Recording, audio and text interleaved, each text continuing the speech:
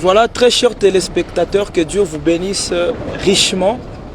Nous vous transmettons nos salutations au nom de Jésus-Christ. À la présentation, c'est le frère Isaac El Abedi, Révélation TV. Je vous présente également mon collègue présentateur Aaron Mwamba. Shalom. Shalom mon frère. Que Dieu te bénisse. Te bénisse aussi. Cet après-midi, nous sommes très heureux de recevoir un invité, en tout cas des hautes marques. Exactement, des hautes marques. Des hautes marques.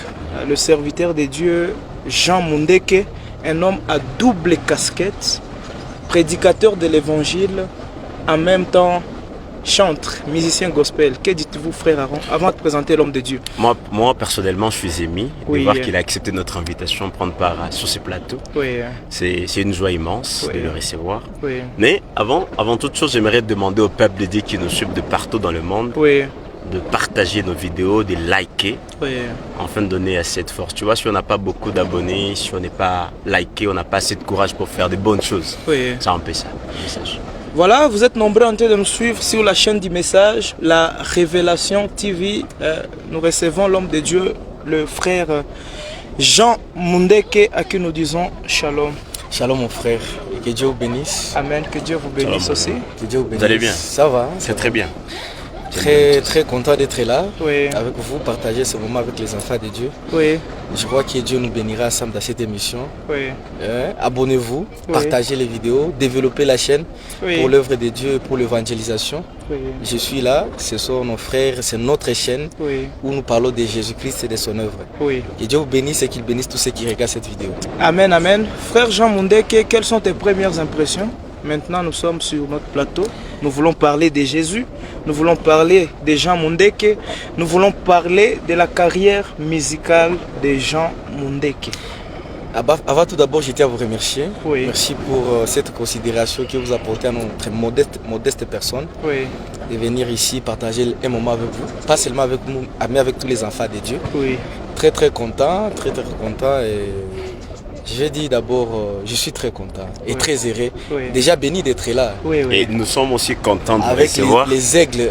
Nous sommes contents de vous recevoir, révérend. Le fait que vous acceptiez notre invitation, c'est pas une chose facile. La plupart des personnes refusent d'intervenir dans des émissions, surtout si la page n'a pas beaucoup d'abonnés. Des fois, ça arrive que les gens ils ont cette résistance, mais vous avez quand même accepté. C'est le Seigneur a dit là où il y a 2 ou 3. Donc si même il y a 2 qui vont suivre la vidéo, pour nous, c'est bon. Mais nous croyons que tout le monde va suivre et que tout le monde va partager. Je suis très content pour cette invitation. Merci. Merci infiniment. Voilà, frère Jean Mundeke, un prédicateur qui a fait en tout cas pas mal de tours du monde. D'Afrique. Du monde, d'Afrique. En train d'apporter l'évangile avec puissance, avec démonstration. Frère Jean Mundeke, c'est quoi votre secret? Juste commençons par là. C'est quoi votre secret? Vous, en tant que jeune, en vous voyant par morphologie, vous êtes trop jeune, mais en tout cas, les œuvres sont tellement grandioses. C'est quoi votre secret? Je ne sais pas, mais d'abord, il y a le don de Dieu qui est là. Et à part les deux, il y a l'onction. Et aussi la commission. Vous savez, dans cet âge, le Seigneur nous a visités. Et il nous a envoyés déjà depuis la Bible. Il a dit, allez faire de toutes les nations mes disciples. Alors, il y a un secret dans la commission, dans l'ordre de mission. Guérissez les malades, ressuscitez les morts, prêchez l'évangile, purifiez les lépreux. Il y a un secret qui est là. Donc le secret qui est là, c'est donner au Seigneur, lui le maître d'œuvre. Et on s'abandonne, s'il t'a donné un don, maintenant il faut développer ce don en s'abandonnant entre ses mains. C'est lui qui sauve, c'est lui qui guérit, c'est lui qui parle. Nous sommes des canaux, des tuyaux, Frère Branham disait des micros entre les mains du Seigneur.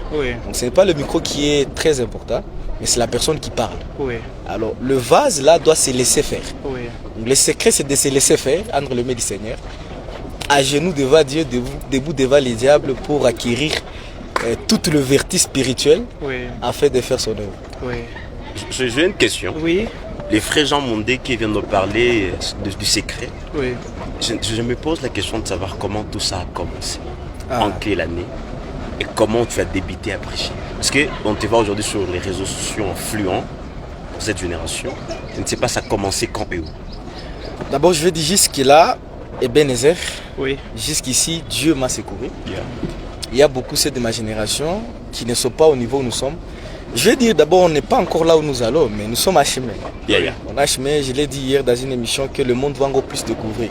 Parce que nous avons une mission spéciale dans cette génération perverse de parler de Jésus-Christ, d'impacter la jeunesse, de parler du monde, de lui et de lui seul. Alors, tout a commencé par lui d'abord. On était trop gosses, le Seigneur nous a adressé un appel au ministère. Et on a obéi à l'appel au ministère. Il y a une expérience derrière cela. On est à Goma, c'est ici tout a commencé.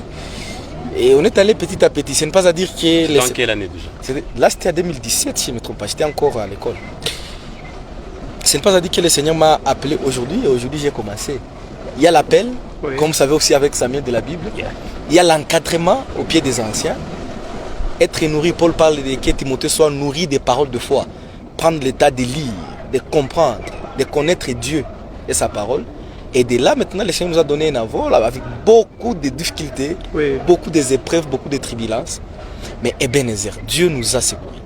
Nous a secourus, on a relevé des défis, on était face au challenge, on a défié Satan. Et je suis encore jeune, mais la mission est grande. On continue déjà. Voilà quels sont les obstacles que Jean Mundeke a rencontrés tout au long de son parcours ministériel. Ah mon frère, c'est beaucoup. C'est beaucoup. Avant de répondre pleinement à cette question, je vais signaler d'abord que nous avons un adversaire. Les diables. Satan ne nous aime pas. Il ne nous aime pas. Il n'aime pas aussi l'œuvre de Dieu. Donc, étant jeune, il y a beaucoup d'obstacles. Il y a beaucoup d'attaques, beaucoup de tentations qu'on fait face au quotidien.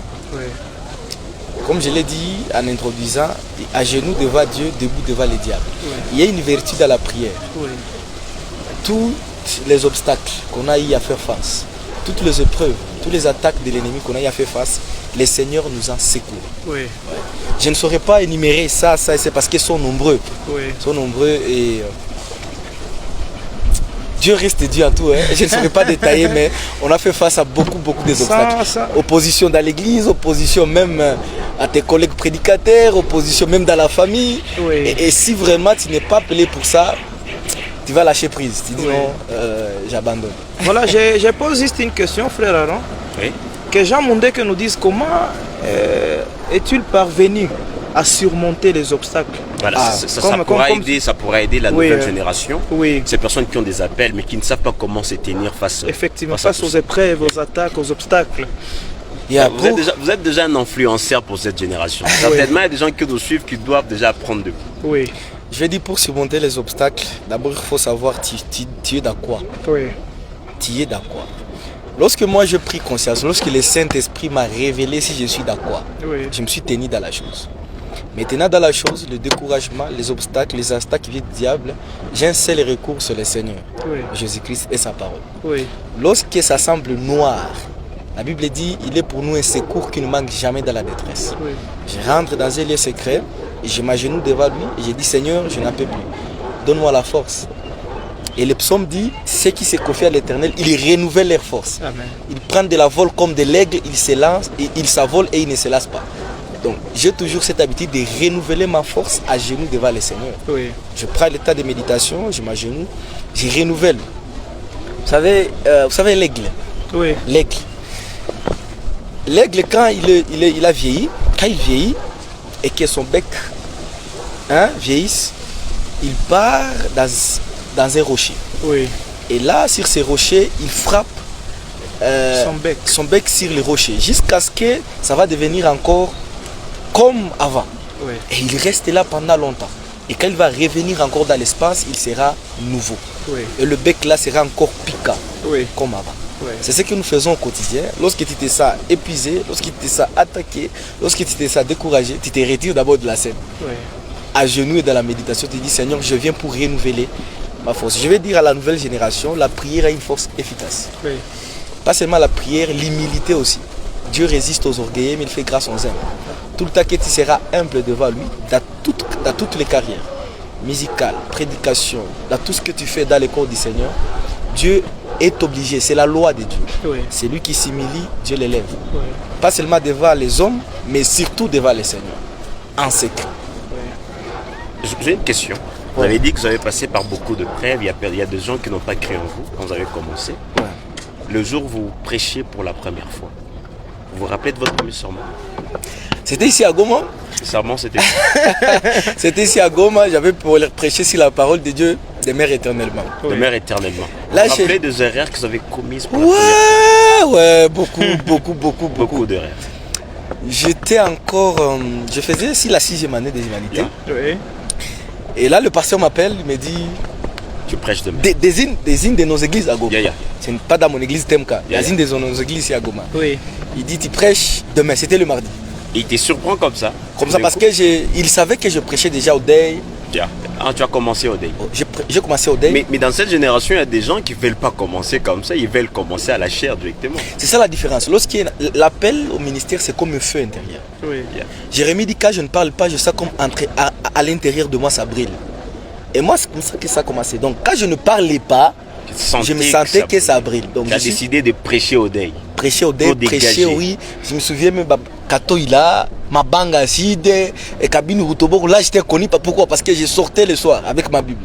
Je prêche. Je transpire même. Il n'y a pas d'offrande. Tu rentres à la maison, tu dors, tu vois. Oui. Et là, il y avait des frères qui me voyaient. Oui. Qui allaient rendre des témoignages à gauche, à droite. À l'école, j'ai parlé, je prêchais, je parlais de Jésus. Et j'étais toujours accroché à la Bible et aux brochures et à tout. C'est alors que l'ancien va vous surprendre de prêcher. L'ancien savait déjà cela. Parce que même on pourrait être dans une prière de jeunes, dans un coin, on est peut-être à Katino, on est peut-être à Ndosho, même vers un fils là-bas, on s'est réunis avec les bros. Au prix, j'ouvre la Bible, je commence à parler et le témoignage partait.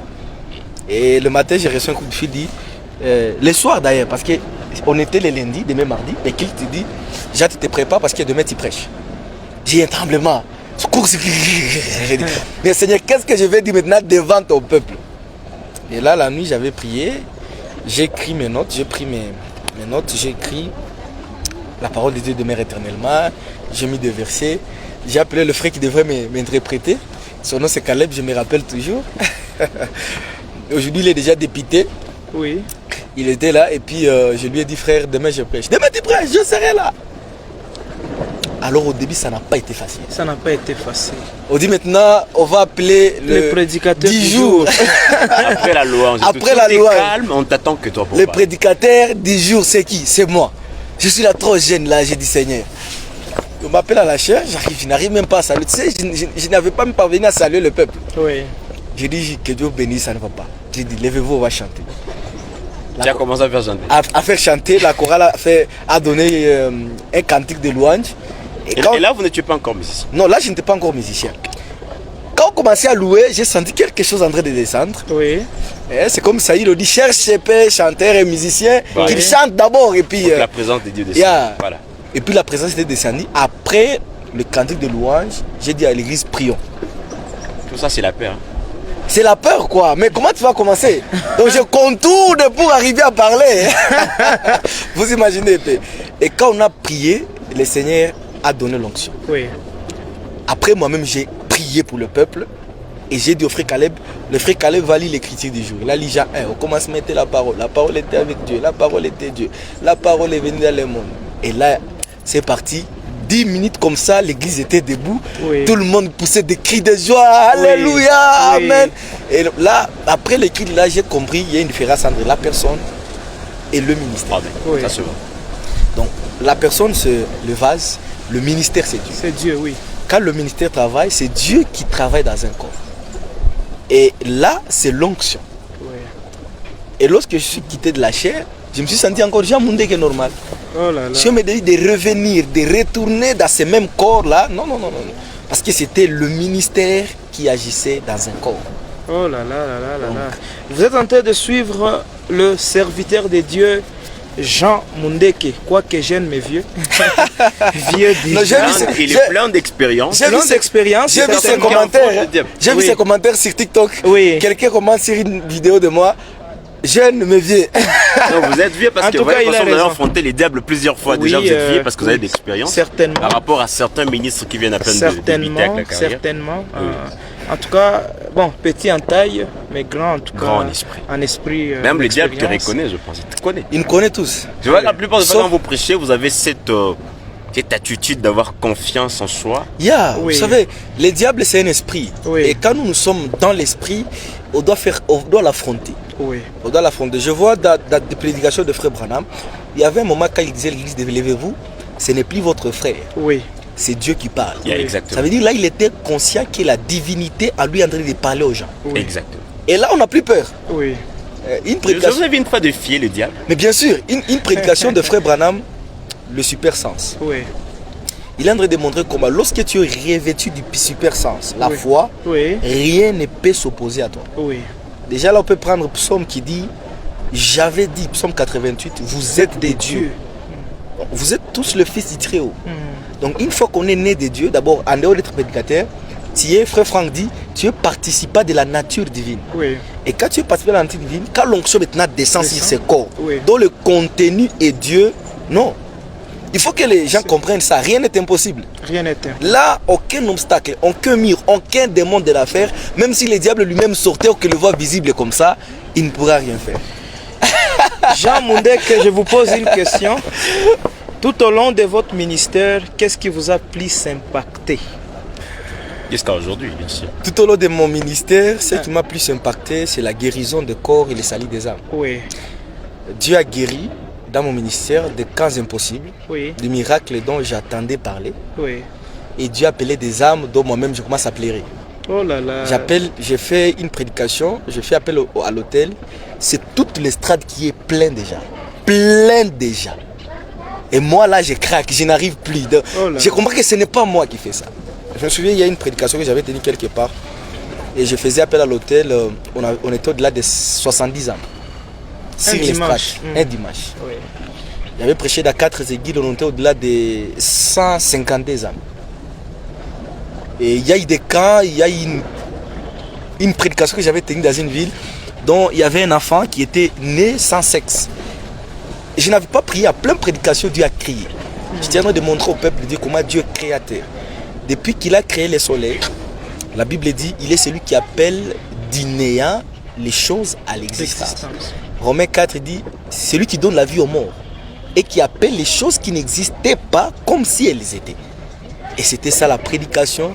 Et j'ai vu la maman dans la salle en train de crier gloire à Dieu, en train de pleurer alléluia. Le sexe s'était créé quand la fête était encore dans ce bras. Ce sont des choses qui... Je vis Dieu faire ça. Et j'ai compris que ce n'est pas moi. Mais on entend dire que la plupart des ministres qui ont cette façon de faire, ils ne sont pas surtout trop chrétiens, ils ont touché aux histoires. Ah ouais, c'est ça.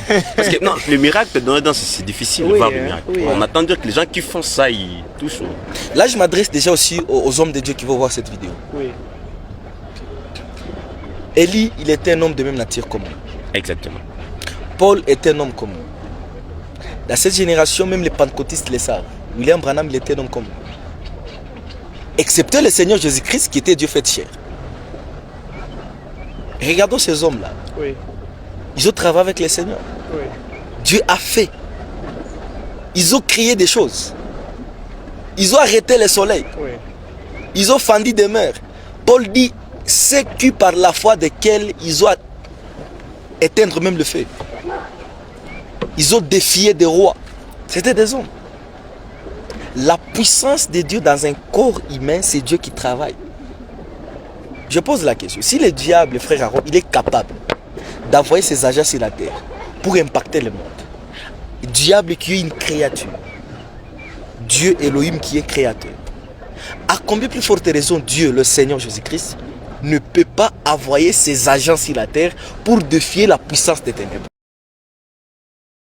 Le problème aujourd'hui, c'est que les hommes de Dieu n'arrivent pas à chercher cette puissance. Elle existe. Cette puissance existe. Cette puissance qui a fait sortir Lazare de la tombe. Cette puissance qui a fait sortir Jésus de la tombe. Cette puissance qui a ramené Dorcas à la vie. Cette puissance qui a ramené Titus à la vie. Là, je suis dans Acte 20. Et Titus, alors que l'apôtre Paul prêchait. Elle existe. Elle est là. Dans notre génération, cette puissance qui a rassemblé les pièces de cet enfant dépiécé finlandais. Cette puissance sur les rues américaines en Arizona qui a redressé un garçon qui était tordu. Vous pouvez lire ça dans la prédication Super Sens. Branham dit sa colonne vertébrale était coupée. Et quand je me suis tourné derrière la voiture, il y a une puissance qui a quitté mon corps. Ça existe. Et le Seigneur Jésus-Christ a vaincu Satan. Il a vaincu les démons. Il a écrasé même la tête du serpent. Maintenant, aujourd'hui, la plupart de ceux qui prêchent, ils n'arrivent pas à arriver là. Voilà pourquoi ils taxent certains des sorciers. Dans cette génération, on a vu des hommes servir Dieu. Dont le ciel descend comme ça. Il approuve. Je me souviens un jour où je prêche à Lubumbashi. Une sœur me regardait, elle pleurait. Elle me regardait, elle pleurait. Et puis elle appelle le pasteur et dit, il y a un être surnaturel autour de cet homme de Dieu. Pendant qu'il priait. Donc Jésus a dit, là où 2 ou 3 sont réunis à mon nom, moi je serai là. Amen. Il est une vertu. C'est une réalité. Même l'apôtre Paul dit dans Hébreux 11, il faut que tous ceux qui s'approchent de Dieu croient d'abord que Dieu existe. Qu'il est le rémunérateur. Et il paye, il est le rémunérateur. Dieu existe. Hein, j'ai prié d'abord au caméraman de filmer les lacs, que les gens voient. Comme les lacs là existent, les lacs c'est une réalité. Dieu aussi existe. Oui. Dieu est là. Donc à se ressusciter. Tel était boité, il a marché. Oui.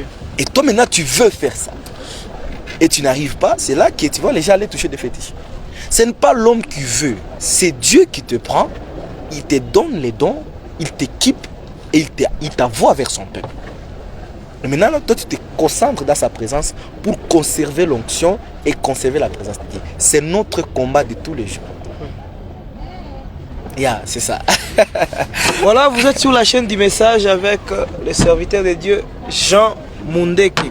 Quelle reconnaissance avez-vous face aux anciens qui vous ont précédé? Ah ça, est-ce que je saurais même dire? Je saurais dire, vous savez, moi de nature, je n'ai pas de parti pris. Oui. C'est là. Quand on parle des anciens, on parle des hommes qui ont cru au Seigneur avant nous. Avant nous, oui. Nous sommes nés il y a quelques années ici derrière. Oui. Mais il y a des hommes qui viennent des années 80. Oui. Ils ont reçu, ils ont cru et ils ont suivi le Seigneur jusqu'aujourd'hui. Oui. Je suis très reconnaissant avec tous ces hommes. Très reconnaissant. Et je prie pour eux chaque soir. Seigneur, bénis tes serviteurs, nos anciens qui ont travaillé pour que nous aussi aujourd'hui, on puisse avoir cet héritage. Cette parole que nous prêchons, c'est l'héritage. Oui. Et Naboth a dit au roi Akab que Dieu me garde de vendre l'héritage. Donc, je suis très reconnaissant à tous les anciens, que Dieu le bénisse. On reste encore à leurs pieds jusqu'à ce que le Seigneur voudra aussi que nous aussi, on soit des anciens.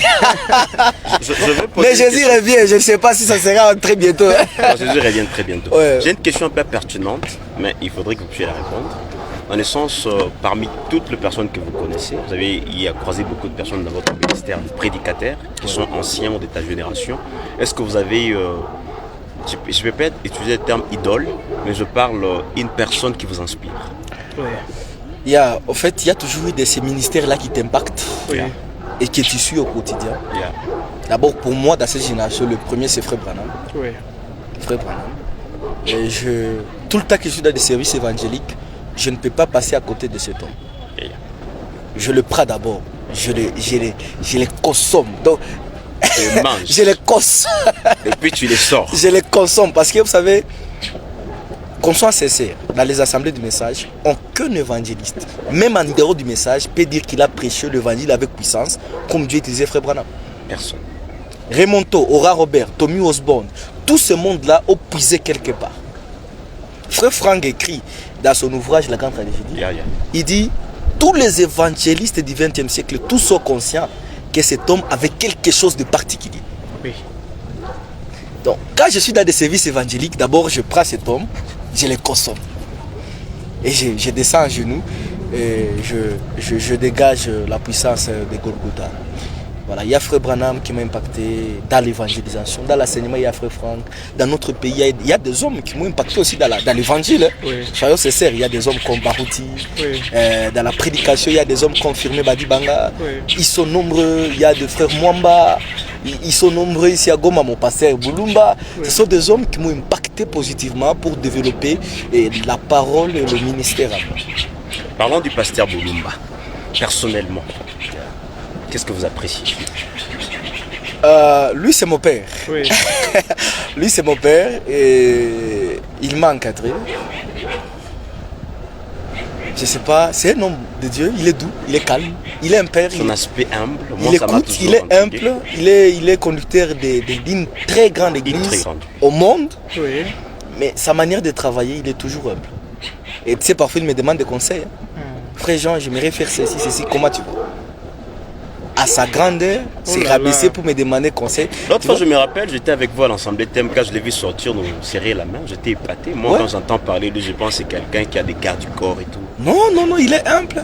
Il me serre la main, on déjeune avec lui, on roule avec lui la même voiture. Il me dit, j'ai un projet, ceci, j'aimerais que tu partes tel part, faisons ceci, on collabore. Donc tu vois que c'est quelqu'un qui a l'esprit de Christ.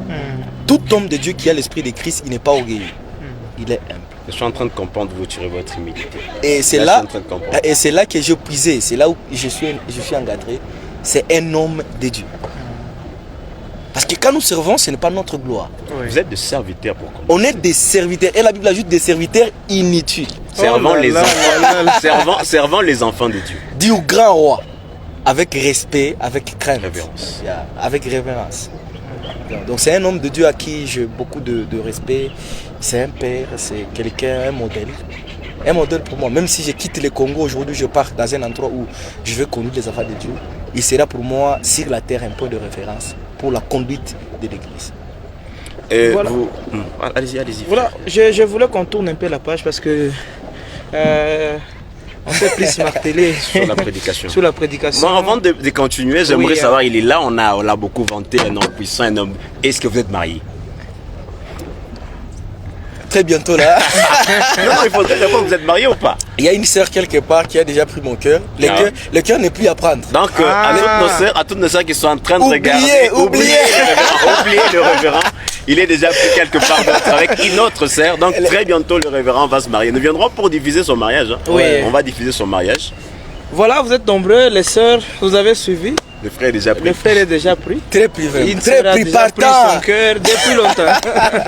Alors, frère Zach, si nous changeons un peu de page, essayons de parler de cette carrière musicale. Déjà, l'année passée, en 2025, je pense. Oui. Les frères Jean Mondé qui sortent son tout premier album. Ouais. Son premier album. Ouais. Il y avait un clip qui a fait vraiment du buzz sur Internet, sur TikTok, on a vu des challenges, tout et tout. Ouais. Alors, on aimerait savoir, est-ce que c'est en 2025 que vous commencez la carrière musicale ou bien vous l'avez commencé avant, vous avez juste produit de chants pour les gens en 2025? Déjà pour revenir à la musique, avant de prêcher état gosse là, à la maison j'ai chanté. Oui. J'ai chanté même à l'église. Mais lorsque le Seigneur m'a mis dans le ministère, je m'y pose à ma carrière musicale. Mais je me rappelle, j'étais au Sénégal, j'avais arrêté la prédication. Quand j'étais au Sénégal, j'ai commencé à écrire des choses. Et en écrivant les choses, il y a eu des mélodies qui ont commencé à m'enlever. Et c'est là que je me suis rappelé qu'il y a un talent qui est caché là que je vais étouffer. C'est là que je me suis dit, là nous sommes en 2023, que j'ai dit quand je rentre au pays, je lance ma carrière. Et là, quand j'ai quitté mon voyage missionnaire là à l'ouest, je suis rentré. Et là j'ai écrit ma première chanson, Dieu mon refuge. C'est en 2023 que vraiment j'ai commencé la chose. Mais comme on est trop pris dans la prédication, il n'y a pas eu vraiment un grand temps de se concentrer aussi à ce grand public musical. Mais depuis 2022, j'ai pris les choses en main pour satisfaire aussi les gens musicalement. J'ai vu que le public est grand. Et il y a une grande attente dans les gens pour mon côté musical. Maintenant, carrière musicale, aujourd'hui Jean Mondé qui chante et tout le monde apprécie. Êtes-vous sûr que vous avez plus d'impact aussi dans la musique comme dans la prédication? L'impact de la musique, ça se voit. Bon, en fait, la musique, c'est pour bénir, c'est pour réjouir, c'est pour garder les gens dans l'atmosphère. Et il y a beaucoup de... Il a parlé du dernier clip, ça fait des millions de vies sur Internet. Des streamings, j'ai vu le matin, Spotify m'a envoyé un message. Beaucoup de streamings et beaucoup de gens qui sont bénis. J'étais à Kin, j'étais à Lubumbashi, j'étais à Brazzaville. Quand j'arrive, je suis Elio, tout le monde, Amen, Amen. Tu vois est-ce que c'est possible que nous puissions balancer d'abord ces sons? Oui. Pourvu que nous puissions d'abord voir. Les gens qui n'ont pas encore suivi les sons, allez sur Internet, suivre Suivez les sons, on vous revient juste après. Nous balançons juste quelques minutes et après nous revenons pour découvrir encore Jean Mondeke. Je suis Elio, j'ai la d'un titre, fils de la promesse, Jésus m'a franchi, Satan plié bagage, je suis enfant de Dieu.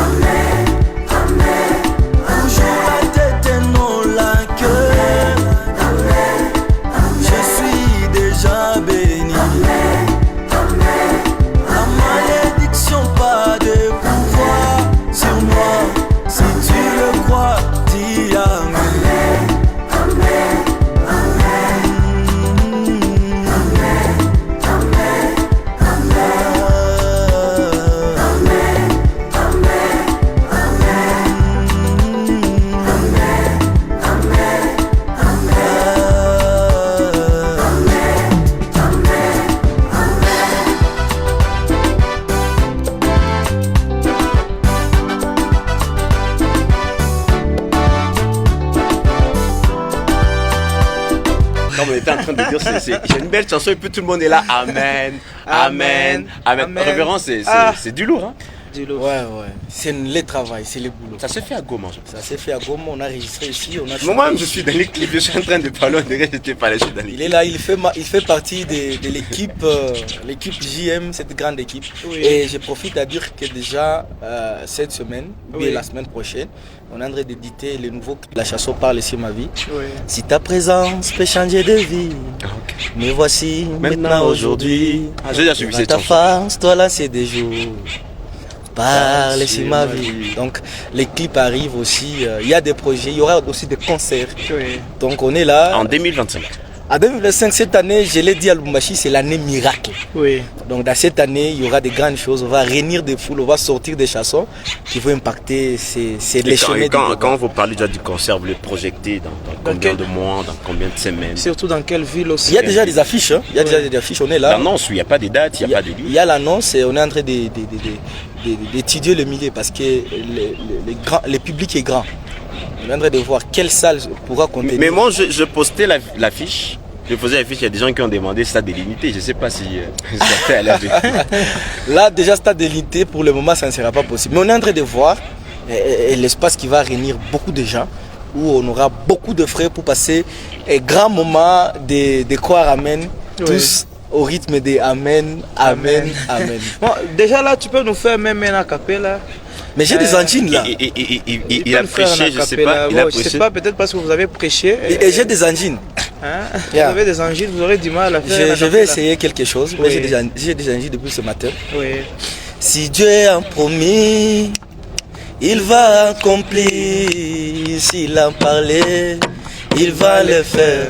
Mon devoir c'est de croire, croire. Et lui, il va faire sa part. Ce qui est d'accomplir sa promesse. Envers moi, oui moi, je suis Elio. Amen, amen. J'ai la dentiste, oh, amen, amen. Fils de la promesse, amen, amen. Jésus m'a franchi moi, amen. Et là, amen. Ça t'a plié bagage. Hein, je suis enfant de Dieu. Comment vous avez fait pour avoir une très belle inspiration comme ça, et qui bénit l'âme? Ouais, c'est la grâce, hein, c'est la grâce. Comme vous avez dit, la double signe, prédicateur aussi, chambre, c'est la grâce. On a l'écriture entre nos mains, c'est Dieu qui l'a fait. Et nous continuons à écrire encore des textes qui vont vous guérir, vous transformer, vous bénir et vous accompagner.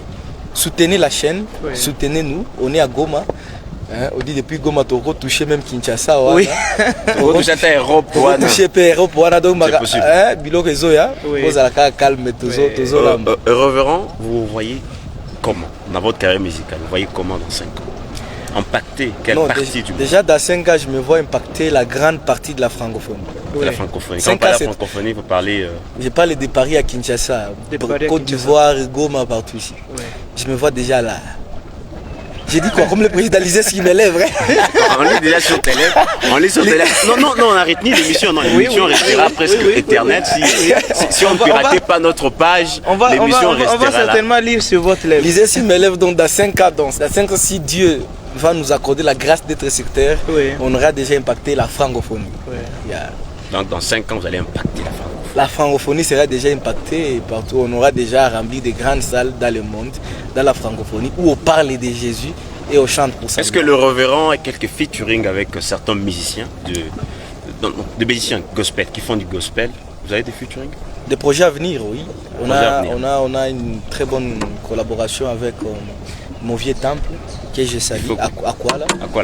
Et on a une très bonne collaboration avec Harry Papa, avec qui on échange très bien. Ça pourra venir avec l'État. Et d'autres artistes comme Isaac et les autres, Miracle. Et d'autres artistes. Mais moi je vous ai vu à Lubumbashi avec Miracle, je pensais que vous deviez venir avec un feat. Donc, au départ, d'abord, c'est un ami. C'est un ami, on collabore depuis longtemps. On s'est vu plusieurs fois à Kinshasa et même avec Isaac et les autres. Donc, il y aura toujours des projets qui vont venir. Là, on se concentre sur soi-même, sur nous-mêmes, avant de faire entrer les autres dans notre carrière. Vous êtes concentré d'abord sur eux. Donc, jusque-là, il n'y a pas de... Il n'y a pas un projet que je peux dire. Je vous donne d'abord des bonnes collaborations qu'on a avec les grands. Et là, on est concentré d'abord sur ce que nous faisons nous-mêmes. Exactement, Isaac. Voilà, je pense qu'on peut déjà tourner aussi la page. Nous avons beaucoup appris sur votre carrière musicale et c'est une montée positive déjà à voir. Nous croyons que dans les jours à venir, dans moins de 5 ans, les révérends aura déjà impacté la francophonie. Et quand on parle de la francophonie, c'est de Kinshasa à Paris. On aura déjà balayé. Je crois que vous n'allez pas oublier, Aaron. C'est mon manager. Je vous présente d'abord le manager. Les managers privés. Voilà, merci. Un autre vient de s'ajouter. Le manager de la révélation, tu vis, lui, il sera là pour publier les œuvres du révérend. C'est l'équipe. Soutenez-nous.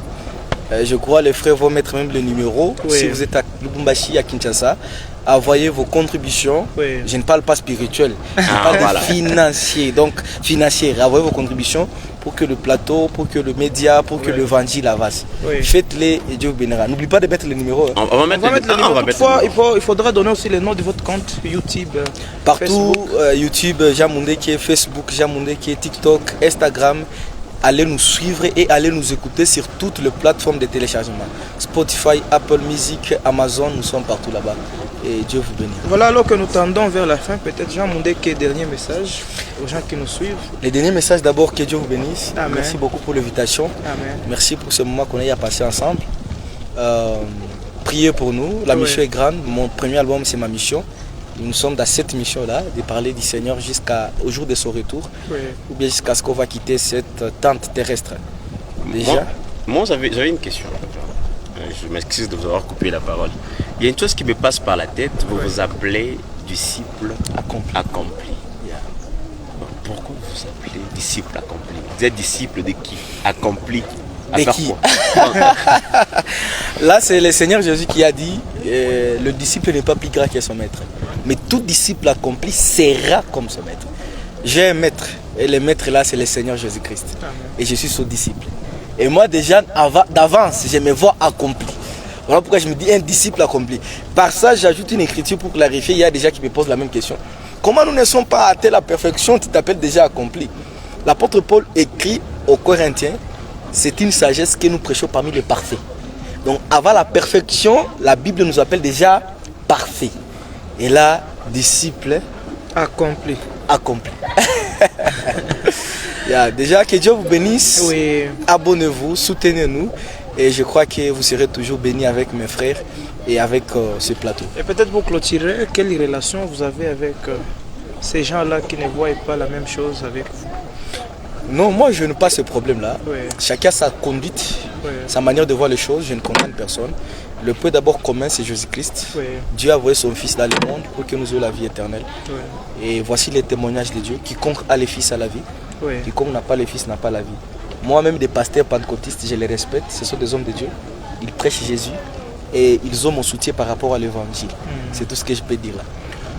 Alors en ce moment, très chers téléspectateurs, nous vous disons merci de nous avoir suivis. Nous vous demandons de vous abonner massivement sur nos pages. N'oubliez pas de vous abonner sur les pages de notre très cher invité, le révérend Jean Mondeke. Abonnez-vous massivement. Nous reviendrons très bientôt avec une autre émission, frère. Vous étiez nombreux, certainement, c'était sur la Révélation TV.